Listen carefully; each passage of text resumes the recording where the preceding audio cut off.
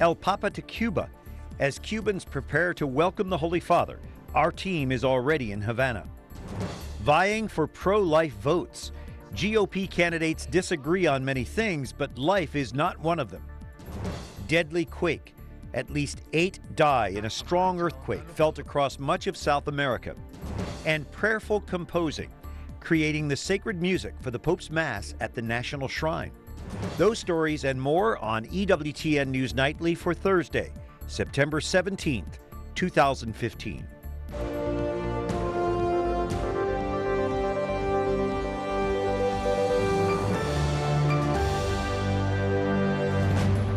Good evening. Thank you for joining us. I'm Brian Patrick with your news now. In less than 2 days, Cubans welcome the Vicar of Christ. Our EWTN News Nightly Advance team is already in Havana. Susie Pinto sets the scene before the Pope arrives there Saturday. Susie? Brian, Cubans are eagerly awaiting Pope Francis. Preparations are underway. This morning there was a rehearsal in Revolution Square where the Holy Father will celebrate Mass this Sunday. I had the privilege of spending time with Cubans in a historic parish run by the Jesuits here in Havana. The Parish of the Sacred Heart is located in Havana's historic downtown. Just a handful of people are at Mass this morning, but Pope Francis will be here in 2 days, and the excitement is building. Estamos muy contentos. Carmen Fernandez says Catholics in Cuba are happy about the visit. En verdad que esperamos que todo mejore. But she hopes the Pope's trip will make things better for her people. This parish does a lot of outreach in the community. Today, a group of senior citizens is meeting, and we had the chance to join them. I asked about the prospect of a new relationship with the U.S. just 90 miles away. Armando is very passionate. He tells me he's very honored to have us here. He says Cubans and Americans are brothers and sisters, and he's grateful to Pope Francis for bringing us together. Enrique, a law student who helps with the group, says the Pope has opened up the dialogue. Cristo tiene el poder para cambiar las cosas. And he says Christ has the power to change hearts and minds on this island nation. Brian, in addition to those wonderful folks, I also spoke to the pastor of that parish. He hopes the Pope will make an unscheduled stop there on Sunday afternoon. That very well could be. The Pope always makes time for fellow Jesuits when he's traveling. Meanwhile, the Vatican is hoping the restoring of U.S.-Cuban relations will translate into an end to the embargo. In an interview today, Cardinal Pietro Parolin says that the Vatican has long hoped for that, has long asked for that to happen because it hurts ordinary Cubans most. Brian? All right, Susie Pinto, we're so grateful you're there. We look forward to your continued coverage of the Pope's trip to Cuba.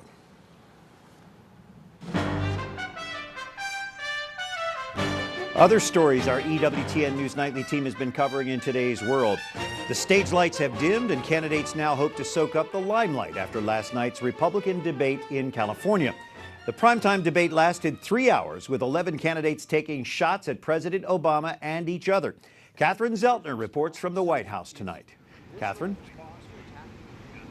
Brian, even with 3 hours, the 11 candidates had to elbow their way into the spotlight. The presidential candidates came out swinging on immigration and even children's vaccination.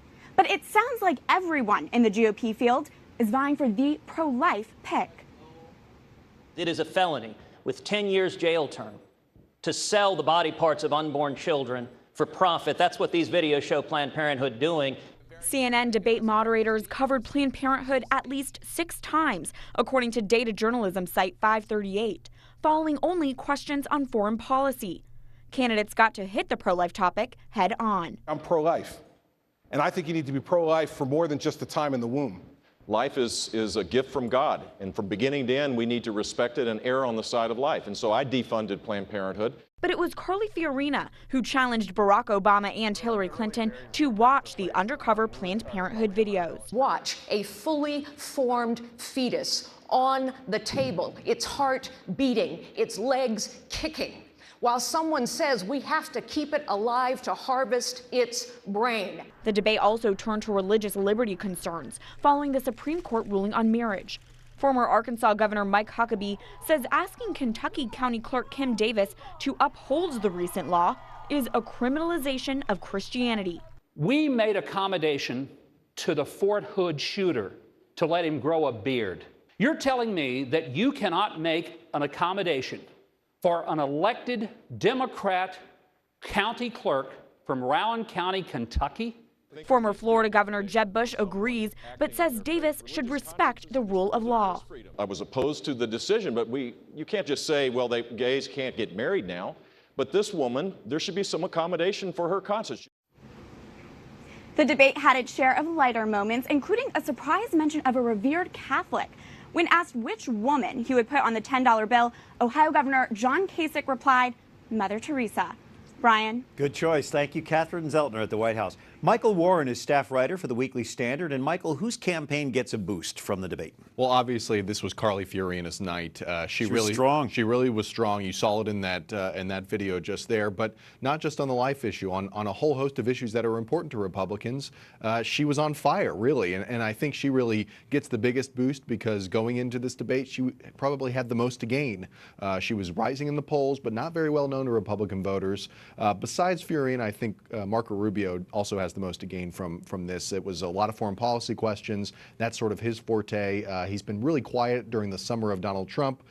This is, I think, a good opportunity for Rubio to sort of launch into the fall and as we get closer to those first primaries. Speaking of Trump, listen to this exchange between Donald Trump and Jeb Bush. Your brother and your brother's administration gave us Barack Obama because it was such a disaster those last 3 months that Abraham Lincoln couldn't have been elected. You know what? As it relates to my brother, there's one thing I know for sure. He kept us safe. I don't know if you remember. He gets an applause for that. What do you think that does for him, for Bush's campaign? Well, that was probably the best moment for Jeb Bush, and it was not a very good debate for Jeb Bush, and there were a lot of those kind of back and forths with Donald Trump, and that was kind of expected. He didn't always win them. That was an interesting moment, I think, because we've been expecting that Jeb Bush has to sort of distance himself from his brother. He's been doing that. And he has been doing that. Yeah. This showed really that Republicans are maybe missing George W. Bush, or certainly think of him more fondly than they did in the last 7 years or so when the Bush administration was fresher in their minds. Now they're maybe a little more fond of him, and it tells you that maybe Jeb should embrace his brother more. Michael, I've got to ask you this. Do these made-for-TV shows really do anything to help us determine who would be the best president? I mean, this is really a kind of a reality show, so-called reality show. Right. I think it depends on how each candidate uses it. I think if you're a candidate who, again, like Carly Fiorina, not that well known, you have a little momentum, you can really use it to your advantage and sort of speak directly to Republican primary voters at this moment. But of course, there's all kinds of opportunities for not just Donald Trump, but primarily Donald Trump to sort of grandstand and to really make a show out of it. But in those 3 hours, I do think that we heard a lot of sort of debate about policy, whether it was entitlement policy, which is a very sort of contentious debate within the Republican primary, also foreign policy as well. There was some nuggets of interesting discussion there, and I think we got that out of last night's primary. Well, CNN certainly made a show of it. The buildup looked like it was going to be the Super Bowl. Michael Warren with the Weekly Standard. Thanks a lot. Thanks, Brian. Well, a shameful reality in our societies. That's what Pope Francis calls abandoned children and exploited sex workers on the streets. Ogni bambino abbandonato o costretto a vivere nella strada. Francis saying every child abandoned or forced to live on the streets is a cry rising up to God who created man and woman in his own image. He spoke today with participants of an international gathering on the pastoral care of street people that's being held at the Vatican. Interest rates will not be going up just yet. The Federal Reserve decides to keep the rates at record lows. Today's decision cites threats from a weak global economy, low inflation, and unstable financial markets. Fed officials say the U.S. job market is solid, but recent developments elsewhere may restrain economic activity. Signs of a sharp slowdown in China have intensified fear among investors about the U.S. and global economy. Just 2 weeks out now from a possible partial federal government shutdown, Majority Leader Mitch McConnell vows to keep the government funded. But some Republicans who want to defund Planned Parenthood may oppose him. The House will likely vote on a bill tomorrow to halt federal funding to Planned Parenthood for 1 year. Another bill setting criminal penalties for medical providers who don't try to save babies born alive during abortions is also being considered. Tsunami advisories and alerts are issued across 3 continents hours after a strong earthquake rocks Chile late Wednesday. Beaches and piers in parts of California closed overnight as a precaution. About 1 million people evacuated after a massive 8.3 magnitude earthquake struck off the coast of Chile Wednesday. Chilean President Michelle Bachelet held an emergency briefing before speaking with the media. Chile's interior minister stressed the importance of the evacuations in the face of a tsunami alert triggered by the quake. A precautionary evacuation of our country's coast is indispensable. ONIMI has begun the protocols to evacuate the coast as calmly as possible. Officials say evacuations will continue as they assess destruction on the ground. We have received reports of damages in homes made of adobe in the community of Yapel. Pictures of a food court in ruins, one of many images flooding social media, giving an indication of the extent of the devastation. The moment the quake struck was caught on live television as CNN Chile covered the disaster unfolding in the streets. Staff members were forced to flee the building. The quake's impact stretches far beyond Chile, triggering tsunami advisories for parts of California, Hawaii, and New Zealand. This is not a warning. An evacuation is not necessary, but we do want people off the beach and out of the water. Coming up, we walk through the area outside Washington's National Shrine where thousands will attend Mass with Pope Francis. And men enslaved to work in the multi-billion-dollar Thai fishing industry are finally freed.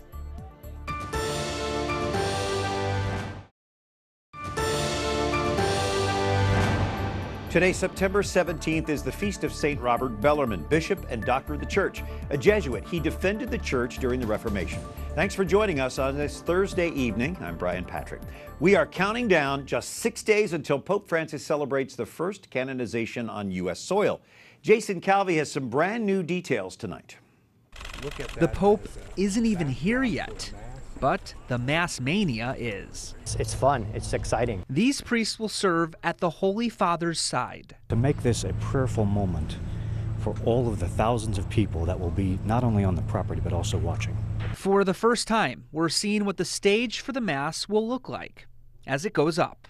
Before Mass, the Holy Father will enter the National Shrine, where seminarians and new sisters and brothers will welcome him.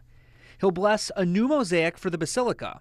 Then, the main event, the historic canonization of Blessed Junipero Serra.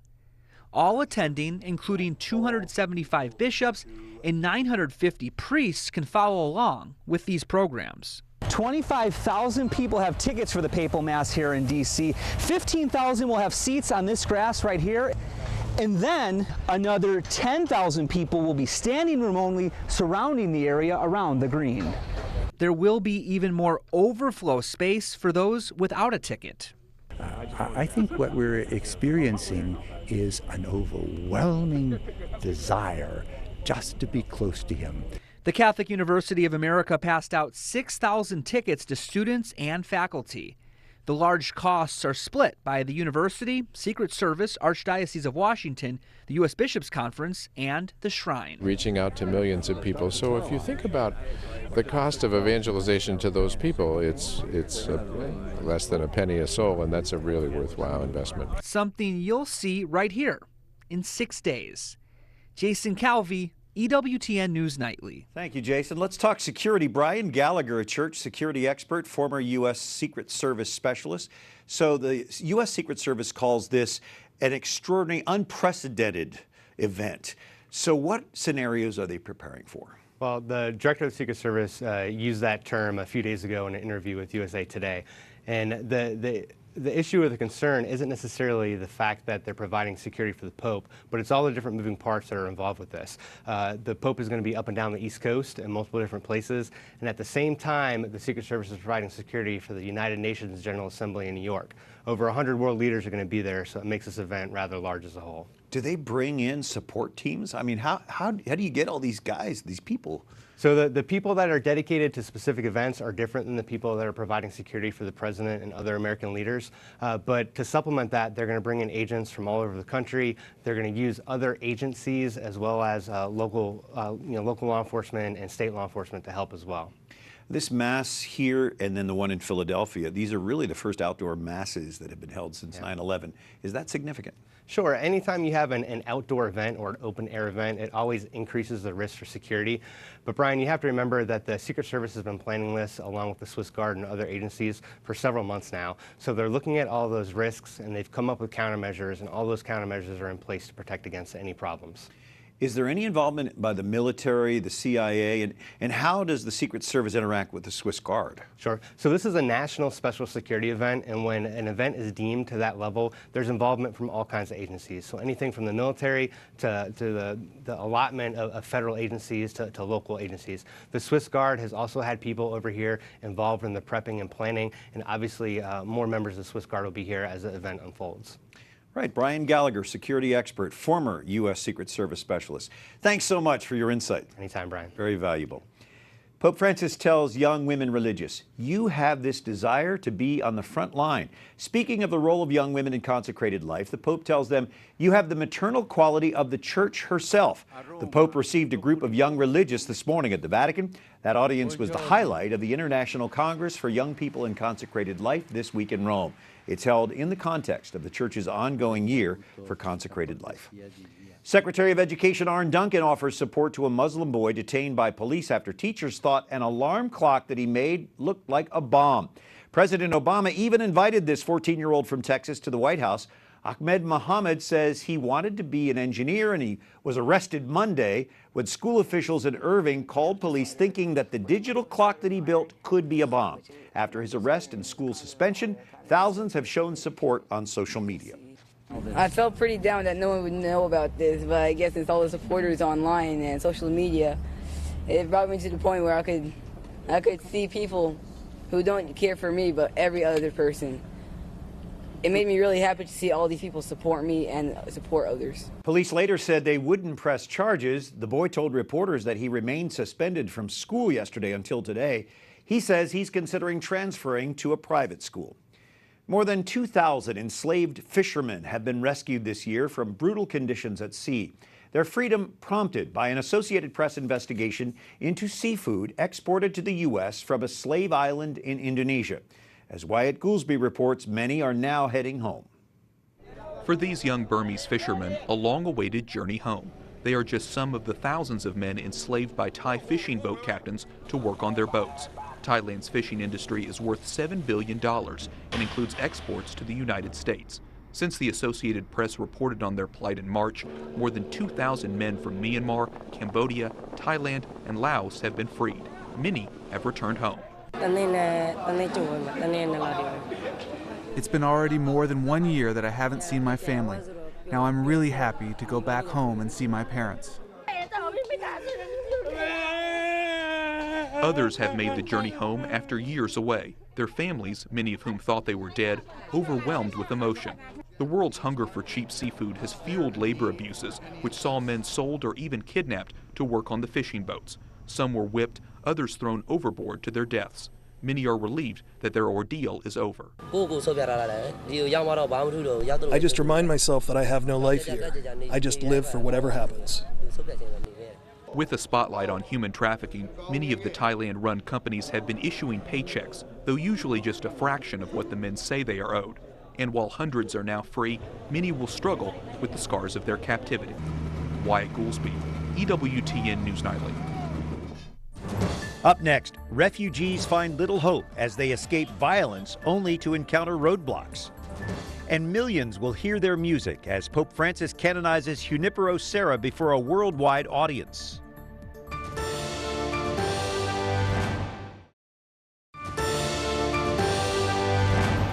In spite of injustices and sufferings, the Lord's victory is certain. A tweet and a promise from Pope Francis today. Thanks for joining us. I'm Brian Patrick. Pope Francis welcomes the Prime Minister of Luxembourg to the Vatican. They discuss the relationship between church and state, underlining the need for religious freedom and spiritual values. The two also talked about the need to help refugees who are caught up in Europe's migration crisis. Migrants hoping to get to Western Europe must take a detour. Nearly 9,000 asylum seekers have reached Croatia in the last 2 days. This after Hungary closed its border with Serbia. One man from Syria says he doesn't know what the next few days will bring. It's 7 days without sleep, without rest, without bath. I don't know, I feel I'm not human. I hope I didn't come out from my country, really. I prefer to die in my country, not be in this situation. Croatian media reports the country's president is putting the military on high alert to protect the border from illegal immigrants. Dino Mujanovic, program manager for Catholic Relief Services, joining us by Skype from Belgrade. Dino, what are your workers dealing with? At the moment, we are dealing with a heavy situation on the field with a lot of refugees coming from the Middle East and refugee-producing countries from other parts of the world, such as like Afghanistan, Pakistan, Sub-Saharan Africa. We are having a lot of women, men, children, adults, elderly, babies who need our help in order to find a better way where they're going, and they need medical assistance, humanitarian assistance, hygiene, sanitation, non-food items such as like warm clothes, boots, socks, etc. So Hungary closed its border with Serbia. How is that impacting the journey of these migrants or refugees? At the moment, as you just said, border is closed, and there is a refugee aid point on the north of the country that was serving as a temporary shelter for those people.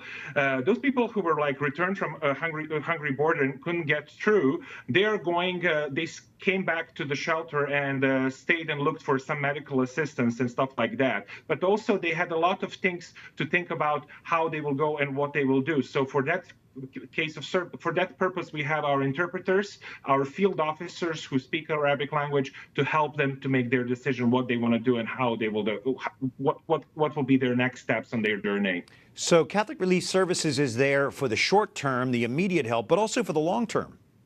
Yes, Catholic Relief Services in Serbia since 1996, working on a different project, such as like alleviation of human suffering, also as a consequences of the war in 90s, as well as like doing a lot of developmental project. In the last 11 years, we are working heavily in area of internal displacement with the displaced people from Kosovo.